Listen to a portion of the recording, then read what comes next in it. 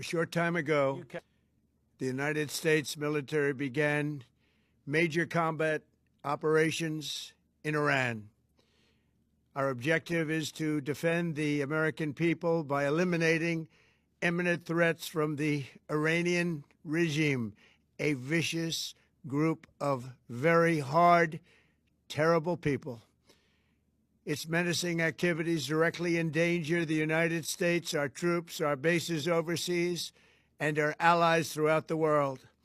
For 47 years, the Iranian regime has chanted death to America and waged an unending campaign of bloodshed and mass murder, targeting the United States, our troops, and the innocent people in many, many countries. Among the regime's very first acts was to back a violent takeover of the U.S. Embassy in Tehran, holding dozens of American hostages for 444 days. In 1983, Iran's proxies carried out the Marine barracks bombing in Beirut that killed 241 American military personnel. In 2000, they knew and were probably involved with the attack on the USS Cole. Many died. Iranian forces killed and maimed hundreds of American service members in Iraq. The regime's proxies have continued to launch countless attacks against American forces stationed in the Middle East in recent years, as well as U.S. naval and commercial vessels and international shipping lanes. It's been mass terror, and we're not going to put up with it any longer. President Trump just posted on Truth Social that Iran's supreme leader, the Ayatollah Khamenei, has been killed during the joint U.S.-Israel attack on Iran.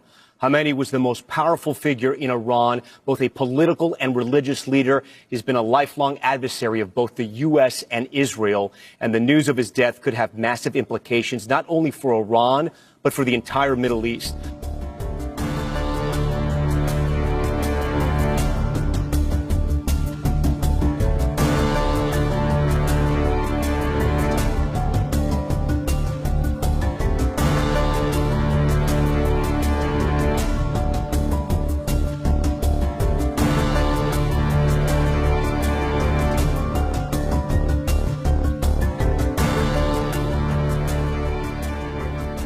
This is Sepah Navy, Iran's Islamic Revolutionary Guard Corps Navy.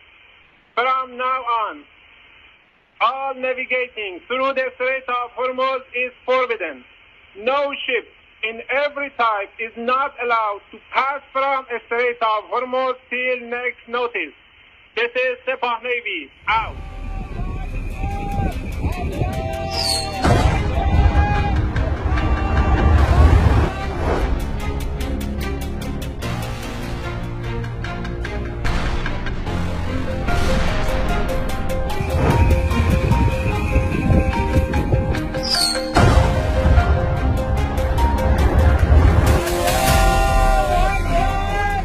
New missiles, new escalation, and a direct strike on the heart of Israel.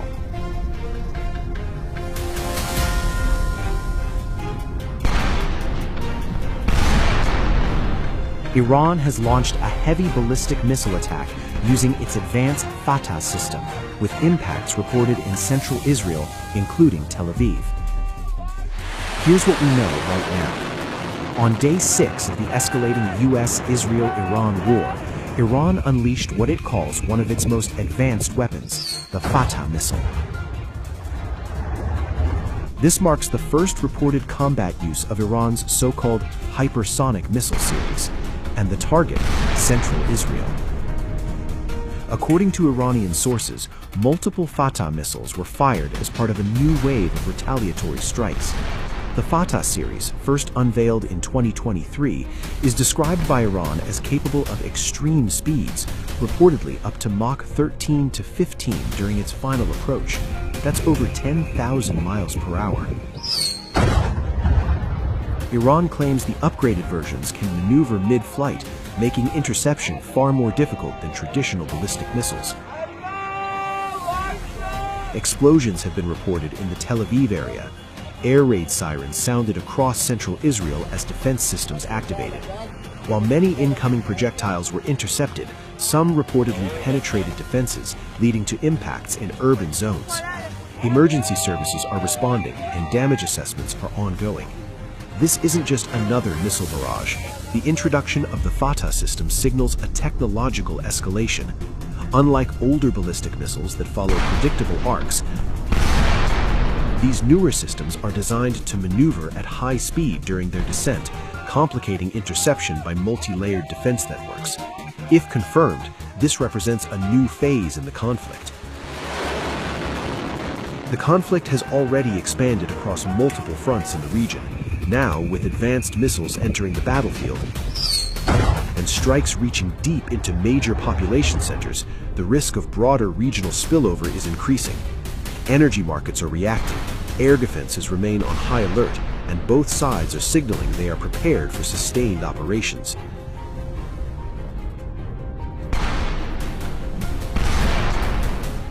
So the question now, was this a limited demonstration or the beginning of a more intense missile campaign?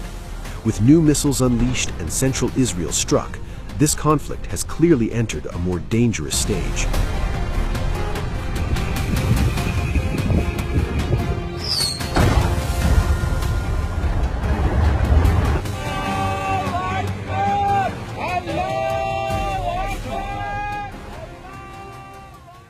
And we're learning more about the top-secret military operation in Iran, codenamed Epic Fury. An American submarine just sank an Iranian warship, the first time the U.S. has sunk an enemy ship using a torpedo since World War II. It's being described with two words: quiet death.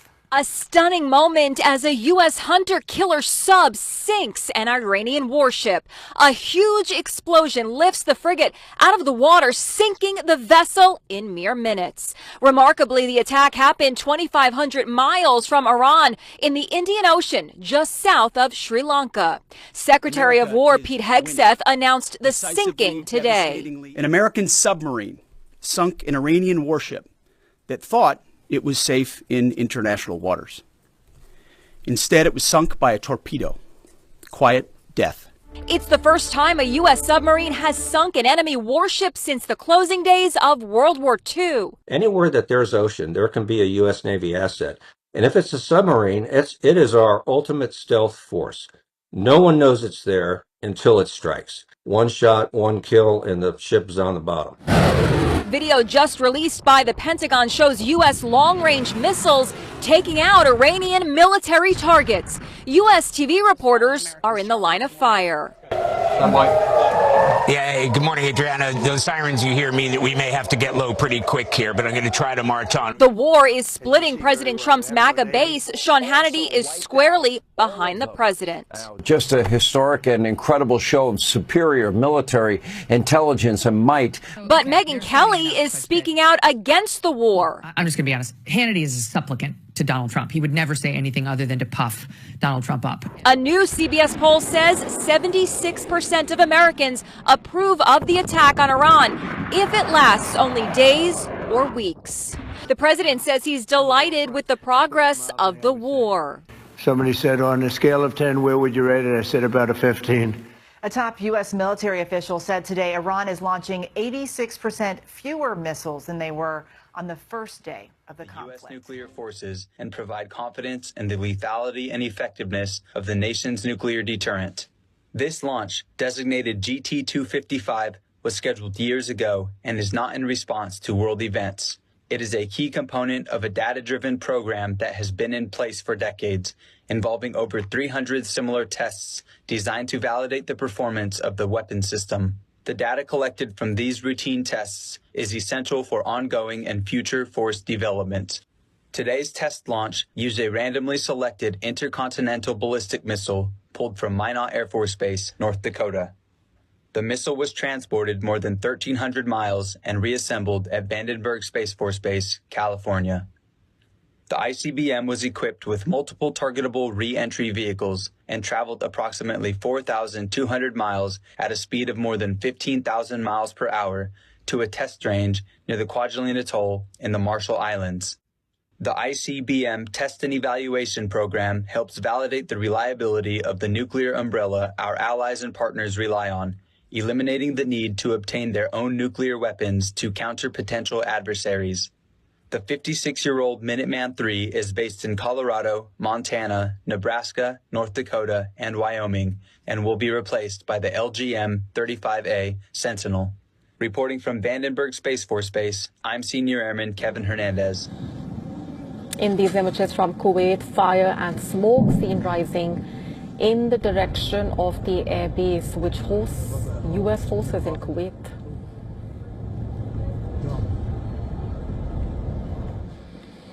So far, Iranian retaliatory attacks on American bases have been reported in Iraq, Kuwait, Jordan, Bahrain, Qatar, UAE, Saudi Arabia.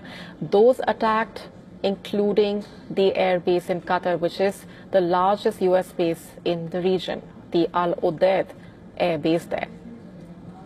The Al Dhafra air base in the UAE, the U.S. Navy's 5th Fleet headquarters in Bahrain, the Prince Sultan Air Base in Saudi Arabia, and the Erbil Air Base in Iraq. U.S. logistics base in Kuwait as well, and the Jebel Ali port in the UAE have also been hit. And a short while back, the Iranian drone attack was reported in Iraq's Erbil. Footage showing smoke rising after explosions near the airport in Erbil in Iraq's autonomous Kurdistan region. The area hosts US-led coalition troops, remember. Earlier, Iraqi forces had shot down a drone that attempted to attack a US military base near Baghdad International Airport. Oh my God, oh my God, oh my God, oh my God! According to a report by US-based think tank, Iran has launched far more drones and missiles at Gulf countries than at Israel since the start of the war. Iran has reportedly launched 255 drones and missiles targeting Israel, but it has fired over 2,100 drones and missiles. That is 10 times the number of missiles and drones towards the GCC nations. Of these attacks, 1,138 were aimed at the UAE alone, suggesting that Iran's retaliatory attacks have focused heavily on US military assets in the region. Oh my God, oh my God, oh my God, oh my God!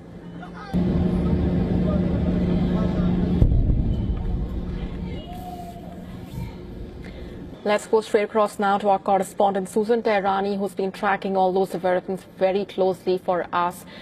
Susan, bring us up to speed with the latest that you're picking up from on the ground there in terms of the sentiment, in terms of the reactions that are also expected over the next few hours as we take stock of what's been happening. Of course, fast-paced developments that have been trickling in. At the same time, Trump categorically stating that there will be no deal until Iran surrenders unconditionally. That's right, Molly. President Trump is now raising the stakes in this confrontation with Iran, saying there will be no deal with Tehran unless it agrees to what he called unconditional surrender. In that post on Truth Social, the president said that only after Iran surrenders and he said, quote, acceptable leadership emerges, the United States, along with its allies, would help rebuild the country's economy. Then he mentioned, make Iran great again, MIGA. And then this, of course, comes at a time when Iranian officials are also denying that there was any kind of outreach to the United States for negotiations, which really at this point, what we're seeing seems long gone. And about those targets that you were talking about, Iran continues to pose this challenge to the United States and Israel, notably those U.S. bases that you talked about. But it also comes at a time that last night, the Secretary of War and Admiral Cooper, commander of CENTCOM, claimed that they have full air superiority and full air control over Iranian skies. But we see that still Iran is able to launch into its neighbors, perhaps not directly on its skies, against American targets or American aircraft. Right. Susan, as we've been piecing together the reactions coming in and with what Trump has also said at this point, of course, the stakes have been rising. But given the way these attacks have been taking place across the region, what really is the strategy looking like on part of the United States when it comes to its personnel? Of course, we've been discussing how it's been making those efforts to keep its personnel on the ground safe there. Yeah, officials have acknowledged that some Iranian missiles and drones have reached targets. Of course, we know several U.S. service members have been killed and equipment has been damaged. The Pentagon says defending against drone wave perhaps has been the most challenging. In a briefing with lawmakers, defense officials admitted that intercepting large number of Iranian drones is challenging.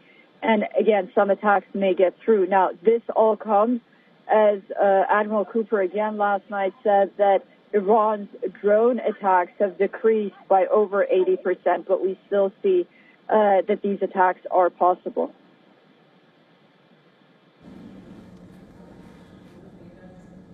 All right, we're leaving it there for the moment, Susan. Thanks very much for those updates for now. Of course, coming back to you as and when the developments continue to trickle in at this point. Well, the conflict in Iran is intensifying, with the Pentagon saying it's preparing to increase operations. It comes amid word that the U.S. believes Russia is providing Iran intelligence.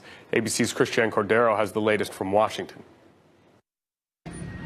As strikes intensify across the Middle East, U.S. intelligence believes Russia is helping Iran by providing the locations of American troops, aircraft, and ships in the region, according to two people familiar with the intelligence. The Washington Post was first to report Russia's alleged involvement. The White House today did not deny the report. Russia has not addressed the allegations, but Kremlin spokesperson Dmitry Peskov has said previously that Iran hasn't asked for help. And today, the White House was also pressed on President Trump's latest social media post demanding unconditional surrender from Iran. What the president means is that when he, as commander-in-chief of the U.S. Armed Forces, determines that Iran no longer poses a threat to the United States of America and the goals of Operation Epic Fury has been fully realized, then Iran will essentially be in a place of unconditional surrender. Trump is also demanding he be part of choosing Iran's next supreme leader. Today, thousands gathered in Tehran to mourn the supreme leader killed by U.S.-Israeli strikes last week. The relentless strikes and counterstrikes are taking a toll on civilians across the region as stranded tourists scramble to get out. The State Department says more than 24,000 Americans have safely left the Middle East, most on commercial flights navigating around closed airspace. But there's no help. So you're on your own to get your own travel plans. And that was the most stressful thing. The State Department says it's working on increasing the number of charter flights available, coordinating with commercial and regional partners like the company that operates the New England Patriots team plane. Officials shared this photo of Americans boarding the flight, adding it was fully funded by the government and the team was not involved.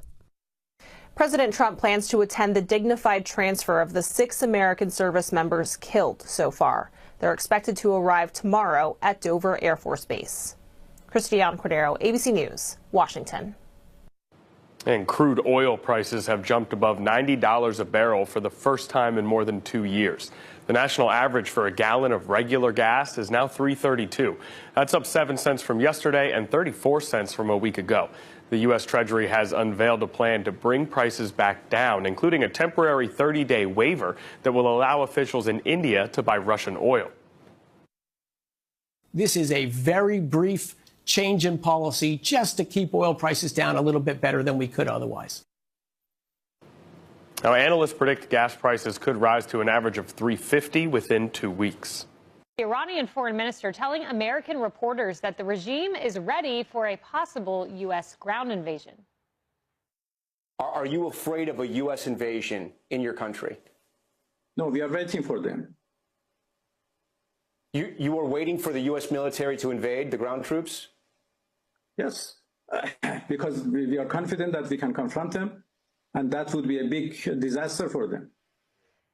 And if you had any doubt that Iran was in a rational state, you just confirmed that.